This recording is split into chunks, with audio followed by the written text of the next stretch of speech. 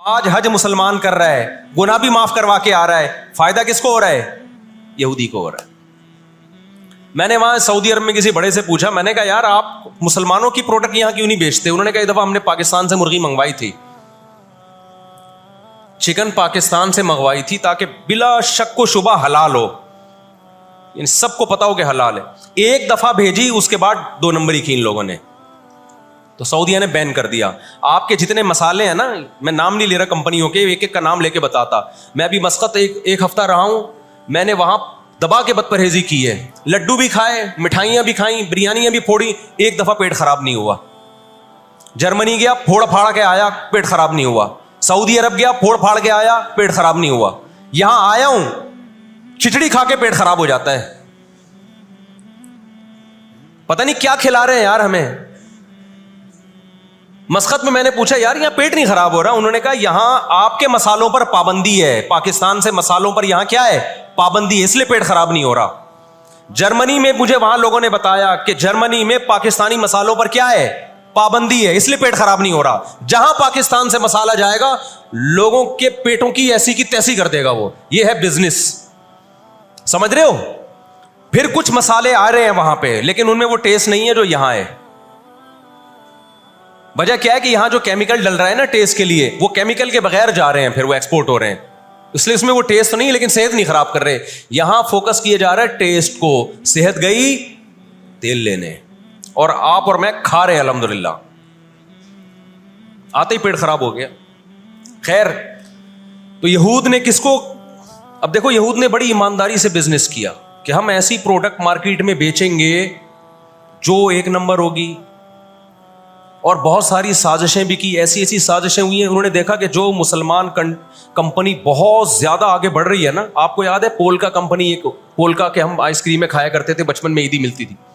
ایسی بڑی بڑی کمپنیوں کو جب دیکھا نا ترقی کر رہی ہیں, منہ مانگی قیمت دے کے خرید کے بند کر دیا کہ ایک دفعہ انویسٹ کر دو, اچھا خاصا لگا دو پیسہ, لیکن ان کو آگے نہیں بڑھنے دو.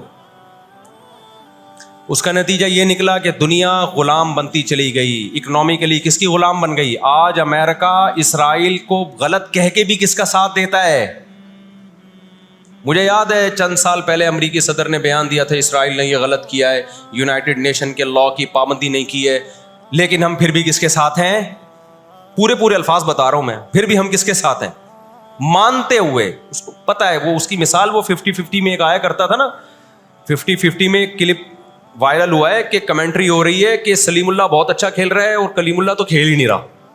اب لوگ جو کمنٹری کرنے والا ہے اس سے کہہ رہے ہیں ابے یا تو کھیل ہی نہیں رہا, وہ جو تماشائی تھے وہ چھوڑ کے جانے لگے, تو غلط کمنٹری کر رہا ہے. اس نے کہا تم جہنم میں چلے جاؤ لیکن کھیل یہی صحیح رہا ہے, بھلے تم جاؤ. وہ انہوں نے کہا ہم گھر جا رہے ہیں, انہوں نے کہا تم گھر نہیں, تم جہنم میں جاؤ, لیکن یہی سلیم اللہ بہترین کھیل رہا ہے. پھر دکھایا کہ پیچھے بندوق رکھی ہوئی ہے کسی نے.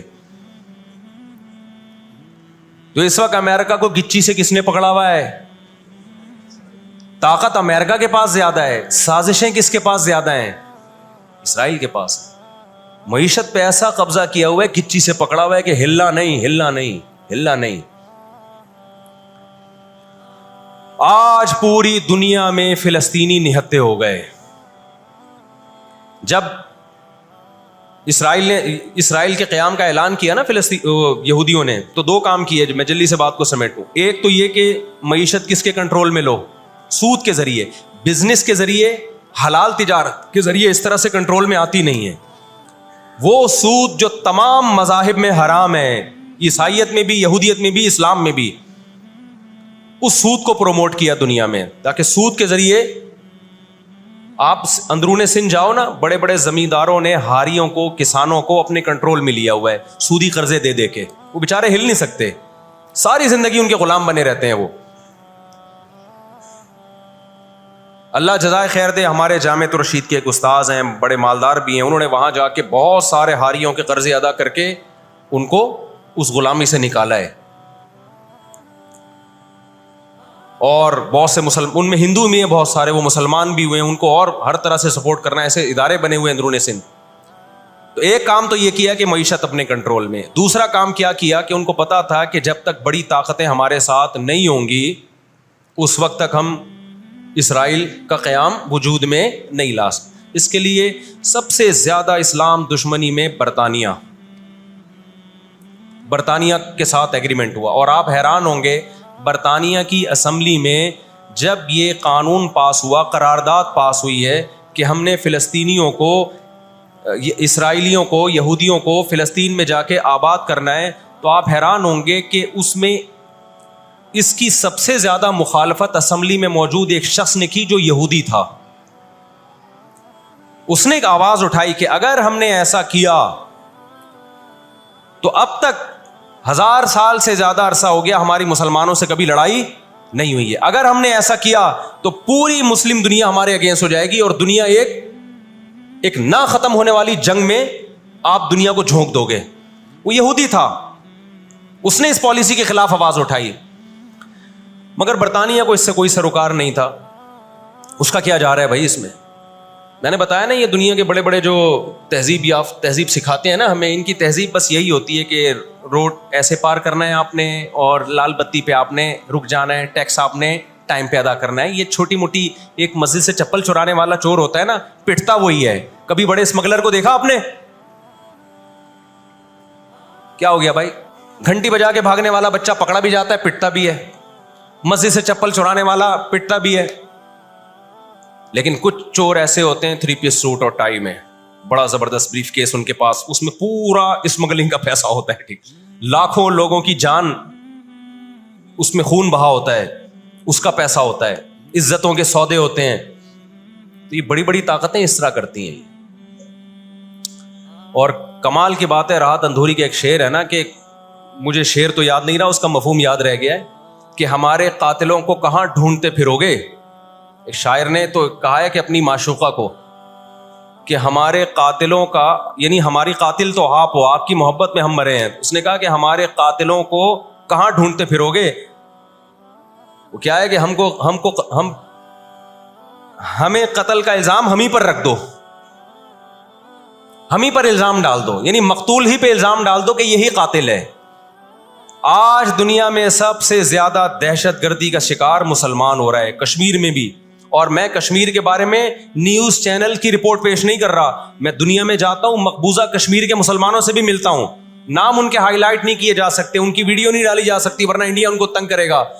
مقبوضہ کشمیر میں کوئی ایک مسلمان ایسا نہیں ہے جو انڈین گورنمنٹ سے خوش ہو. ابھی مسقط میں ایک خاتون ملی مقبوضہ کشمیر سے, مجھے تو لوگ پہچان لیتے ہیں, کہنے لگے مفتی صاحب خدا کا واسطہ آپ آواز اٹھائیں, ہم پر بہت ظلم کر رہا ہے انڈیا, بہت مار رہا ہے ہمیں کشمیر میں, بتاؤ دنیا آواز اٹھا رہی ہے اس پہ, کیونکہ مسلمان کا خون بہ رہا ہے. روہن گیان میں کس کا خون بہتا ہے؟ برما میں مسلمان کا خون بہتا ہے. فلسطین میں کس کا خون بہ رہا ہے؟ مسلمان کا خون بہ رہا ہے. جہاں مسلمان کا خون بہے گا دنیا منہ پہ ٹیپ لگا لیتی ہے. جہاں کوئی ایک غیر مسلم, ہماری نظر میں مسلمان کا خون بہے یا غیر مسلم کا, ہم فرق نہیں کرتے, کسی پہ بھی ظلم ہوگا ہم آواز اٹھائیں گے. لیکن دنیا یہ فرق کرتی ہے, لیبل یہ لگاتی ہے کہ انسانیت پہلے مذہب بعد میں, لیکن ان کا ایٹیٹیوڈ بتاتا ہے کہ ان کی نظر میں مذہب پہلے ہے, انسانیت بعد میں ہے. دنیا میں سب سے سستا خون مسلمان کا ہو گیا ہے. تو 2 کام کیے, نمبر 1 اکنامکلی مضبوط کرنا ہے, سود کے ذریعے, تجارت کے ذریعے نہیں, سودی تجارت کے ذریعے. اس کے بعد کیا کیا؟ برطانیہ سے معاہدہ ہوتا ہے اور چند سالوں میں 1917 میں برطانیہ نے اعلان کیا کہ بھائی ہم پوری دنیا سے یہودیوں کو لا کے کہاں آباد کریں گے؟ فلسطین میں. اس وقت مکمل فلسطین کس کا تھا؟ عربوں کا تھا, وہ مسلمانوں کا تھا. چند سال میں 33% یہودی اسرائیل میں آ کے, فلسطین میں آ کے آباد ہو گئے, اور وہ وہاں گڑبڑ شروع کر دی انہوں نے. نہتے فلسطینیوں کو مارنا, قتل کرنا, ان کی زمینوں پہ قبضہ کرنا. فلسطینیوں نے آواز اٹھائی, غیرت مند لوگ ہیں وہ, انہوں نے کہا لن نترک شبرا للذل, ہم ایک بالش بھی نہیں دیں گے. جب تک سلطان عبد الحمید تھا نا, خلیفہ مسلمانوں کا, اس نے یہودیوں سے کہا تھا کہ شاپر میں مٹی اٹھا کے بھی لے جانے نہیں دوں گا فلسطین کی. سمجھتے ہو؟ دیکھو مسلم حکومت چاہے کیسی نالائق ہو, خلافت چاہے کیسی نالائق ہو، اس کا وجود نہ ہونے سے بہرحال بہتر ہے۔ آج لوگ کہتے ہیں ترک بدعتی تھے، ترک میں مزار تھے، میں مانتا ہوں یہ چیزیں غلط تھیں، لیکن اب مزار ختم ہو گئے، اس کے بجائے دوسری غلط چیزیں بہت ساری آ گئی ہیں، اور بہت ساری الٹی چیز۔ جب تک ایک ہماری ریاست تھی، ایک حکومت تھی، نہ بوسنیا کا مسئلہ کھڑا ہوا تھا اور نہ اسرائیل کا مسئلہ کھڑا ہوا تھا۔ تو 33% یہودی آ کے آباد ہوئے۔ 1945 میں جب پہلی جنگ عظیم کا خاتمہ، دوسری جنگ عظیم کا خاتمہ ہوا، برطانیہ کی ایسی کی تیسی ہو گئی تھی۔ قرآن کہتا ہے وَكَذَلِكَ نُوَلِّي بَعْضَ الظَّالِمِينَ بَعْضًا، یہ عجیب الفاظ ہیں قرآن کے، ہم بعض ظالموں کو بعض کے ذریعے پٹواتے ہیں۔ ہندوستان میں بہت سارے علماء کھڑے ہوئے انگریز کے خلاف، لیکن شکست ہوئی۔ اللہ نے پٹوایا کس سے؟ برطانیہ کو، ہٹلر کے ذریعے۔ ٹھیک ہے برطانیہ جنگ ہارا نہیں، لیکن اتنا کمزور ہو گیا، جو اس نے 200 سال محنت کی تھی بر صغیر پہ کنٹرول کرنے کے لیے، اسے اندازہ ہو گیا کہ اب میں وہ کنٹرول برقرار نہیں رکھ سکتا۔ اور ہٹلر کے ایصال ثواب کے لیے بر صغیر کے مسلمانوں کو اور ہندوؤں کو آزادی ملی، کس سے؟ برٹش سے آزادی ملی۔ تو اب کیا ہوا؟ یونائٹڈ نیشن بن چکی تھی، اس کے پیچھے بھی بہت بڑی سازش تھی۔ خیر، یونائٹڈ نیشن جب وجود میں آئی ہے تو برطانیہ تو پیچھے ہٹا، یونائٹڈ نیشن آ گئی۔ 1947 میں یونائٹڈ نیشن نے فلسطینیوں کی مرضی کے بالکل خلاف ایک کام کیا کہ بٹوارا کیا جائے، یہاں تک یہودیوں کا اور یہاں تک کس کا؟ فلسطینیوں کا۔ یہ پہلی غلطی تھی یونائٹڈ نیشن کی۔ جب عدالت انصاف نہیں کرتی نا، تو پھر لوگ خود بخود غیر قانونی کاموں پہ آتے ہیں۔ عدالت جب اپنی ذمہ داری پوری کرتی ہے، لوگ غلط چیز کی طرف نہیں جاتے۔ 1948 میں یا 49 میں، آج دنیا میں بہت سے لوگ کہتے ہیں یہ عرب کنٹریز کیوں نہیں کر رہے؟ بھائی عرب ممالک 3 بڑی جنگیں لڑ چکے ہیں۔ یہ جو لوگ الزام لگاتے ہیں نا کہ عرب چپ کر کے بیٹھے ہوئے ہیں، مصر کیوں نہیں کر رہا؟ مصر کی سرحد ملتی ہے اسرائیل سے، شام کی سرحد ملتی ہے، اردن اور لبنان کی سرحد ملتی ہے۔ یہ سارے ملک 3 بڑی جنگیں لڑ چکے ہیں اسرائیل کے خلاف، لیکن فتح کس کو ہوئی ہے؟ اسرائیل کو۔ کیوں؟ اس کے پیچھے کون تھا؟ اس کے پیچھے امریکہ تھا۔ تو آپ اپنے ملکوں کو برا بلا کہہ کے اس سے کچھ بھی حاصل ہونے والا نہیں ہے، اس سے ان کا وجود بھی ختم ہو جائے گا۔ یہ 3 بڑی جنگیں ہو چکی ہیں۔ تمام عرب کنٹریز مل کے اسرائیل پہ حملہ کرتے ہیں، لیکن اس کے نتیجے میں نقصان کیا ہوا؟ یونائٹڈ نیشن نے جو لکیر کھینچی تھی نا یہودیوں کے لیے، یہودی اس لکیر کو کراس کر کے آگے بڑھ گیا، اور 80% فلسطین پہ یہودی نے قبضہ کر لیا۔ اور یہ غزہ کی پٹی جو آج ہے، اور جس کو ویسٹ بینک کہا جاتا ہے، اس غزہ کی پٹی پہ مصر کا قبضہ ہو گیا جو ایسٹ میں ہے، اور ویسٹ بینک پہ اردن کا قبضہ ہو گیا۔ 20% علاقہ میں سے آدھا اردن کے پاس اور آدھے سے کچھ کم مصر کے پاس چلا گیا، باقی 80% کس کے پاس آ گیا؟ اسرائیل کے پاس۔ پھر 1967 میں بہت بڑی وار ہوئی۔ یہ میں ان لوگوں کو بتا رہا ہوں جو ہر وقت اسلامی حکومتیں جو رہی صحیح رہ گئی ہیں نا، ہر وقت ان کو برا بلا کہتے رہتے ہیں، یہ کچھ نہیں کر رہے، یہ عرب کچھ نہیں کر رہے۔ 3 جنگیں لڑ چکے ہیں۔ جب تک تمہارا باپ پیچھے کھڑا ہوا ہے نا امریکہ، اس وقت تک یہ مسئلہ حل نہیں ہو سکتا۔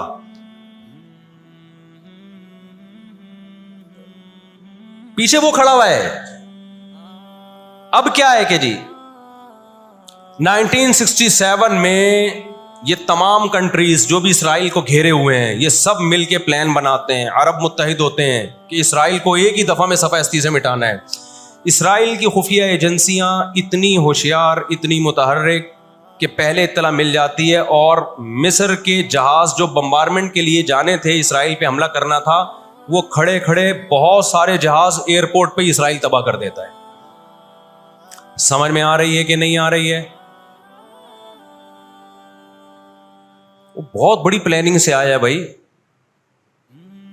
वक़द मकरू मकरहुम व इंदल्लाहि मकरुहुम व इन कान मकरुहुम लितज़ूल मिनहुल जिबाल। अल्लाह ने कहा ये इस्लाम दुश्मन जब साजिशें करते हैं, इतनी बड़ी साजिशें होती हैं कि पहाड़ अपनी जगह से हिल जाएं। ये नाउम्मीदी की बात है, लेकिन उम्मीद की बात भी है। अल्लाह कहता है इंदल्लाहि मकरुहुम, अल्लाह को इनकी मकर और तदबीर का इल्म है। ये मुसलमानों से नहीं लड़ रहे, ये किससे लड़ रहे हैं?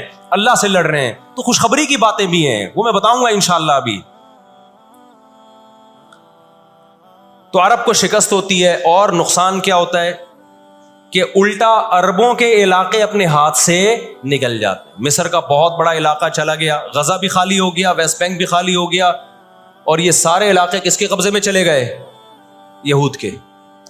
शाम के इलाकों पे भी यहूद का कब्जा, मिस्र के इलाकों पे भी। 1973 में फिर अरब ममालिक मिलकर लड़ते हैं इसराइल के खिलाफ, ताकि अपने इलाकों को खाली कराएं हम। इसमें भी क्योंकि अमेरिका भरपूर सपोर्ट कर रहा था इसराइल को, दबा के असलहा दे रहा था। रिजल्ट किसके खिलाफ गया? मुसलमानों के खिलाफ, अरबों के खिलाफ। और उनको अंदाजा हो गया कि इस जंग में हम अपने इलाके खाली नहीं करवा सकते। सऊदी अरब में उस दौर में गैरतमंद बादशाह थे शाह फैसल शहीद रहमतुल्लाह अलैह, अल्लाह उनकी मग़फ़िरत करे, उनके दर्जात बुलंद करे, बड़े मुजाहिद थे। उन्होंने अरब ममालिक का इजलास बुलाया और तेल की सप्लाई बंद कर दी। समझते हैं बात को कि नहीं समझते? जब तेल की सप्लाई बंद हुई, अल्लाह ताला ने वसाइल तो आज भी मुसलमानों को दिए हैं, तेल की सप्लाई बंद की है तो इसराइल घुटने टेकने पर मजबूर हो गया। फिर अमेरिका बहादुर बीच में आए, एक बड़े बुजुर्ग का किरदार अदा करते हुए कि देखो लड़ाई भड़ाई माफ करो, अल्लाह का घर साफ करो, बैठ के मुज़ाकरात की मेज पे आ जाओ। तो यहां भी मुज़ाकरात की मेज के पीछे तेल का डंडा था, समझ रहे हो? अरबों के पास जो तेल की अल्लाह ने उनको एक ताकत दी है ना, वो इस्तेमाल की उन्होंने। लेकिन लड़ाई माफ करने में भी बहुत सारे गेम खेल गया वो। तय ये हुआ कि जी जो अरबों के इलाकों पर इसराइल ने कब्जा किया है, मिस्र और शाम पे, वो इसराइल वापस करेगा। ठीक है, हम आपके इलाके वापस कर रहे हैं, लेकिन मिस्र को इसराइल को तस्लीम करना पड़ेगा। ये बहुत बड़ी मिस्टेक हुई। किससे? बोलो, मिस्र से। वो इस पे आमादा हो गए, चलो हमारे इलाके तो हमें वापस मिल रहे हैं। गजा से भी मिस्र ने फौजें हटा ली, गजा का इलाका भी इसराइल के हवाले कर दिया। मिस्र को ये लगा कि मरता क्या ना करता।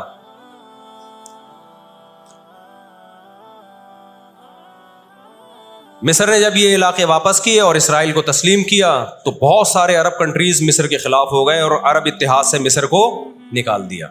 वो जो बाद में दाखिल भी कर लिया, फिर 1989 में दोबारा दाखिल कर लिया। फिलिस्तीनियों को अंदाजा हो गया कि ये ममालिक जो कुछ कर सकते थे किया है, अब हमें ही करना पड़ेगा। अब हम दुनिया से क्या हो गए हैं? मायूस। लेकिन उनकी गैरत को 100 बार सलाम, उन्होंने शिकस्त तस्लीम नहीं की। दुनिया के मुस्लिम कंट्रीज ने शिकस्त मान ली, उन्होंने नहीं की। लड़ते रहे, बिल आखिर गजा का इलाका, गजा से यहूदियों ने अपनी फौजों को ये गजा आजाद कराया। उन्होंने, कोई उनके साथ नहीं था, अकेले लड़ रहे थे। 2006 में गजा में इलेक्शन हुए और हमास भारी अक्सरियत से जीतती है। अमेरिका और इसराइल ने उस कानूनी हुकूमत को जो इलेक्शन के जरिए हुई है, मैंने बताया ना इनके कवानीन इनके लिए ही होते हैं। वैसे जमहूरियत अलापते शापते रहते हैं, लेकिन जहां जमहूरी तर्ज पर इनकी मर्जी के खिलाफ हो जाए तो फिर जमहूरियत नहीं चाहिए इनको। जहां आमिरियत से काम चलता है वहां आमिरियत चाहिए। ये सारे उसूल और ज़ाब्ते किसके लिए भाई? हम गरीबों के लिए हैं, हम गरीबों के लिए। आपको पता है पाकिस्तान में कोयले की बलूचिस्तान में इतनी कानें हैं कि 200 साल तक फ्री बिजली हमें मिल सकती है, लेकिन दुनिया हमें निकालने नहीं देती कि इन्वायरमेंट, माहौल ख़राब होगा। जबकि बहुत सारे मुल्कों में कोयले से बिजली बन रही है, वहाँ का माहौल ख़राब बोलो नहीं होता। समझते हो कि नहीं समझते? दुनिया के जो बड़े पैमाने पर जो बड़े बड़े दहशतगर्द हैं ना, वो कुछ और ही हैं। वो छोटी छोटी मस्जिद से चप्पलें नहीं चुराते, बस उनका हम लोग मस्जिद से चप्पलें चुराते हैं, इसलिए बदनाम होते हैं।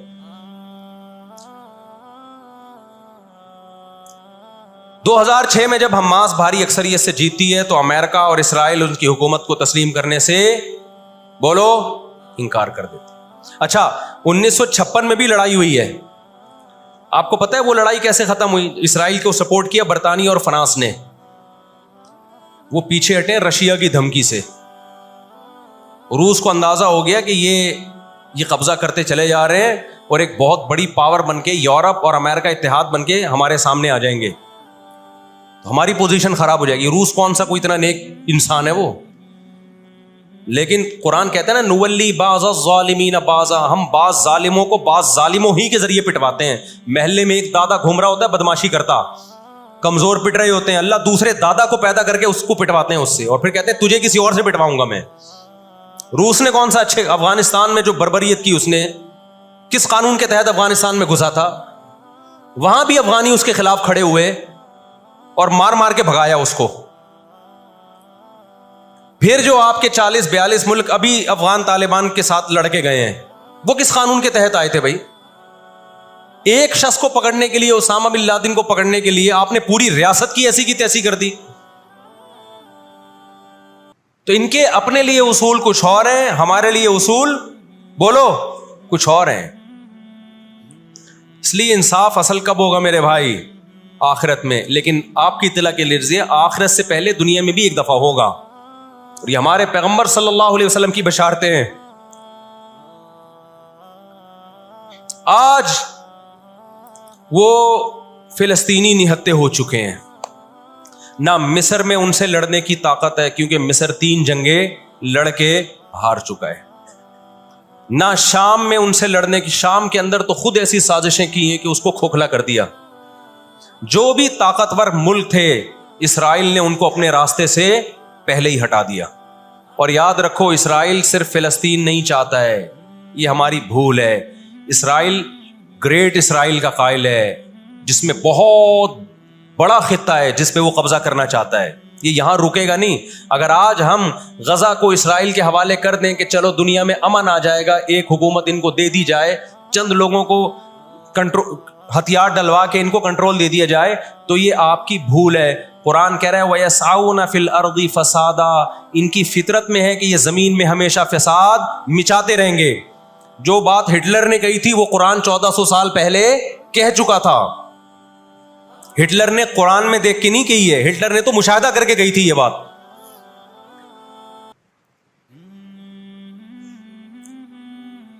نہ مصر میں لڑنے کی طاقت، 3 جنگیں ہار چکا ہے، نہ لبنان میں لڑنے کی طاقت، نہ اردن میں لڑنے کی طاقت، نہ شام میں لڑنے کی طاقت. سعودی عرب اور اسرائیل کے حالات اچھے ہونے جا رہے تھے، یہ واقعہ ہوا، سعودی عرب نے الحمدللہ یو ٹرن لے لیا. ایک اچھا اقدام ہے سعودی عرب کا، ورنہ تو یہ مسئلہ دب گیا تھا. سعودی عرب پیچھے ہٹ گیا، اردن پیچھے ہٹ گیا، بہت سارے اسلامی ملک جو جا رہے تھے کم از کم اس واقعے کے نتیجے میں پیچھے ہٹے ہیں، وہ ایک اسٹیپ پیچھے کی طرف آئے ہیں. اور اب اتنی جلدی یہ آگے جا نہیں سکتے، ان کی اپنی عوام نہیں چھوڑے گی ان کو. اگر یہ آگے کی طرف گئے، یہودیوں سے انہوں نے دوستی لگانے کی، اسرائیل سے دوستی لگانے کی کوشش کی. میں بار بار کہتا ہوں جب میں یہودی کا لفظ استعمال کرتا ہوں تو اس سے صہیونی اور اسرائیلی مراد ہوتے ہیں جو اسرائیل کو سپورٹ کر رہے ہیں. سارے یہودی اس میں داخل نہیں ہیں. آج بھی بہت سارے یہودی وہاں فلسطینیوں کو سپورٹ کر رہے ہیں، دنیا میں مظاہرے ہو رہے ہیں فلسطینیوں کے حق میں. ہمیں اس بارے میں کیا ہدایات ملتی ہیں قرآن و سنت میں؟ وقت بتائیے، یہ گھڑی آگے تھوڑی سی، وقت کافی زیادہ ہو گیا. میں انشاءاللہ ہمیں اس بارے میں قرآن و سنت میں کیا ہدایات ملتی ہیں اس پر میں انشاءاللہ جمعے کی نماز کے بعد کچھ دیر بات کروں گا. وقت چونکہ بہت ہو گیا، جمعے کی نماز پھر لیٹ ہو جاتی ہے. اللہ تعالیٰ غزہ میں جو اہل اسلام پہ، فلسطینیوں پہ ظلم ہو رہا ہے، اللہ تعالیٰ ان کی مدد کرے، اور غاصب اسرائیل کو اللہ تعالیٰ ہدایت دے. جو ہدایت کے قابل نہیں ہے تو اللہ ان کو تباہ